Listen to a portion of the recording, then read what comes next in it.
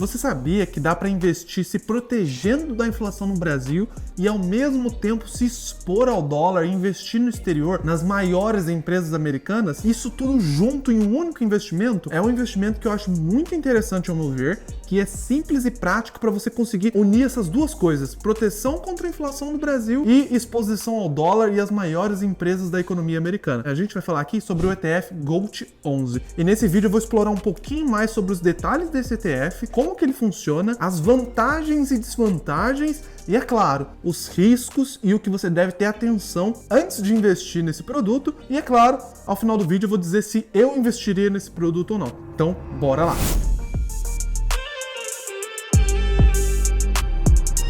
Primeiramente, só recapitulando o que é um ETF.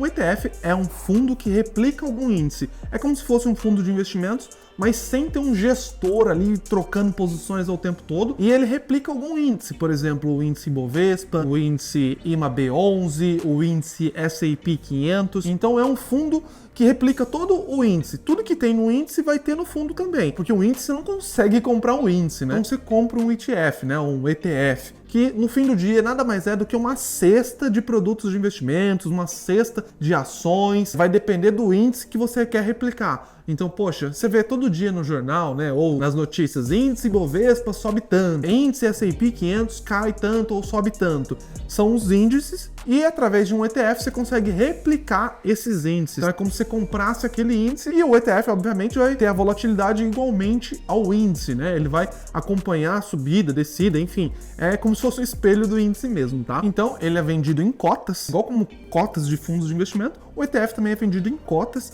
Você compra a cota do ETF e ele faz todo o resto. Ele replica o índice, toda a estratégia do índice. E o que é esse ETF GOLD 11? O GOLD 11 ele tem uma composição basicamente do que eu comentei no começo. Ele protege você da inflação no Brasil e te expõe na economia americana. Como que funciona? Ele é 80% composição de títulos públicos federais no Brasil que são atrelados à inflação, ou seja, ele é composto por um índice chamado IMAB, que é basicamente um índice de títulos públicos atrelado à inflação, e varia o vencimento desses títulos, desde mais 2026 até 2040, 2050. O que isso tudo quer dizer? Basicamente, esse índice compra diversos títulos públicos atrelados à inflação no Brasil, que é o que eles chamam de NTN-Bs, e ele vai fazendo a recompra desses títulos conforme vai tendo vencimento. Então, o que é legal nesse ETF, né? O que é interessante? Você não precisa ficar naquela dúvida de se você comprar IPCA mais 2040, 2050, 2029. Quando você compra esse ETF, você já está comprando uma cesta com títulos públicos atrelados à inflação. Então você se expõe já a diversos títulos de uma vez. E esse ETF, ele faz isso. 80% da composição dele é investindo em títulos públicos do Brasil, porque é investindo nesse índice IMAB, que são títulos que te protegem da inflação. E como eu falei, conforme os títulos vão vencendo, ele vai recomprando e tudo isso vai compondo ali a cota desse ETF, tá? No valor dessa cota, para valorizar ou para desvalorizar, né? Dependendo da volatilidade do mercado. Mas e os 20% restantes, né? Basicamente, os outros 20%, esse ETF investe no S&P 500. Que é o índice das 500 maiores empresas dos Estados Unidos. É um índice muito famoso, muito referência, só as maiores empresas dos Estados Unidos estão nele. E o que acontece? Ele investe num outro ETF, né, que é o SPX11, que é um ETF que replica o índice das 500 maiores empresas dos Estados Unidos. Então, em resumo aqui, esse ETF investe em outros dois ETFs, basicamente, que é 80% na inflação, proteção da inflação no Brasil, títulos públicos do Tesouro IPCA+, desde vencimentos mais curtos até investimentos com vencimento mais longo, ou seja, até o IPCA mais 2050, e os outros 20% é ali no S&P 500. E qual que é o racional disso tudo? É interessante porque ao mesmo tempo que você se protege da inflação com renda fixa, você vai estar se expondo no mercado americano, né? E por que isso é um ponto assim que às vezes as pessoas não pensam, não comentam? Existe aqui o que a gente chama de correlação negativa, que basicamente é algo que protege a sua carteira através de uma diversificação. Ou seja, o que é essa correlação negativa? Vamos citar dois investimentos. Quando um investimento sobe, o outro investimento cai. E quando um cai, o outro investimento sobe. Isso é uma correlação negativa. Os investimentos, eles oscilam em direções opostas, tá? Então, vou mostrar aqui um pouco da cartilha aqui desse próprio ETF GOLD11 sobre essa correlação negativa. Então, o que a gente consegue ver aqui? Essa correlação negativa entre o IMAB, que é o que eu comentei para vocês, que é esse investimento em proteção da inflação, em títulos públicos federais, e o S&P 500, que é as 500 maiores empresas dos Estados Unidos, tá? Então, a gente vê aqui que sempre quando um desses índices está negativo, o outro geralmente está positivo e vice-versa. Então a gente vê aqui, por exemplo, em 2022, o IMAB rendeu 6%, o S&P rendeu menos 23%. Teve uma volatilidade grande. E no pior ano aqui do IMAB, a gente vê que ele teve um prejuízo de 10%, enquanto o S&P 500 cresceu 49%. Então por que eu estou trazendo isso?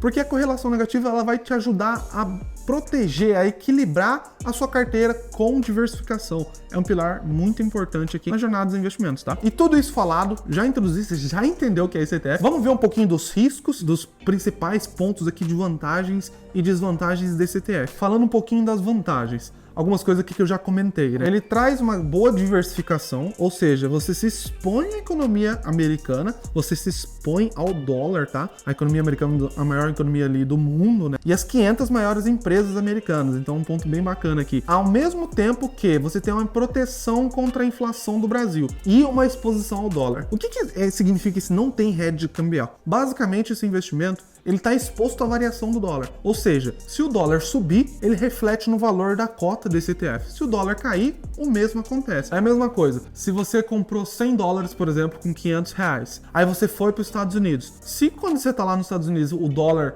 valoriza contra o real e começa a ser R$7 por dólar, quando você voltar, o seu dinheiro vai ter perdido valor. Você vai ter menos reais aqui. Agora, se você tá lá nos Estados Unidos e o real valorizou, o dólar virou R$2,50 a cada real. Quem nos dera, né? Quando você voltar, você vai ter mais reais, né? Com aquela conversão de dinheiro. Então, basicamente, se o dólar oscilar, se o real se desvalorizar, você tá mais protegido, porque o dólar cresceu, o dólar valorizou, e isso vai refletir nessa cota do ETF. Agora, se o dólar desvalorizar, é um ponto negativo, né? Então por que eu falei que esse hedge cambial pode ser uma faca de dois gumes? Pode ser interessante para algumas pessoas e não tão para outras. Porque quem não quer se expor à volatilidade do dólar pode não gostar. E existem outros ETFs que não têm essa exposição, que eles têm o hedge cambial, que é para proteger essa volatilidade. Eu gosto de não ter esse hedge cambial, de ter a exposição à volatilidade do dólar.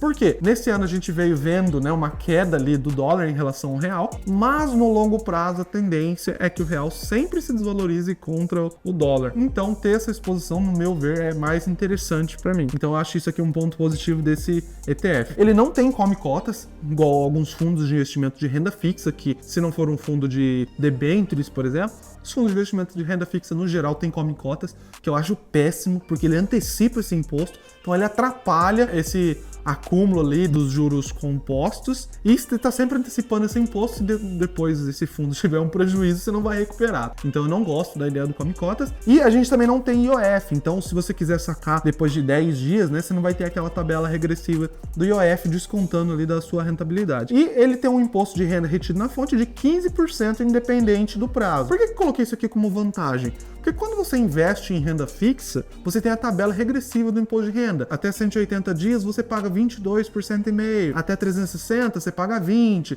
Até 720 você paga 17,5%. E aí vai caindo, né? E só a partir de 2 anos que você paga essa alíquota aqui de 15%. Tem um projeto aí também em transição que é para unificar tudo para 17,5%, mas ainda não tá em vigência. Então, bom, aqui é interessante porque se você ficar num tempo menor, você vai pagar menos imposto de renda do que você pagaria se você investisse nesses títulos de renda fixa à parte, tá? Fora desse ETF. Então são algumas vantagens aqui, alguns pontos bem legais. E bom, o que eu trouxe aqui de ponto de atenção? Esse ETF vai ter uma boa marcação ao mercado, ou seja, ele pode ter uma boa volatilidade, porque ele investe em títulos públicos de longo prazo também, né? IPCA mais 2040, IPCA mais 2050. Então, se você não entende o conceito mínimo de marcação a mercado, é bom você entender pelo menos um pouquinho disso antes de investir nesse produto. Como eu sempre falo, é bom você conhecer um pouco melhor os riscos de onde você está investindo. E aqui pode ter uma volatilidade um pouco forte, que para quem não tem estômago pode ser um pouco de incômodo ali, não pode ser tão legal. Então ele vai sofrer marcação a mercado junto, pode ter volatilidade não só disso, mas também do investimento nos Estados Unidos, tanto quanto a questão do dólar, quanto a questão das 500 maiores empresas, do S&P 500, né?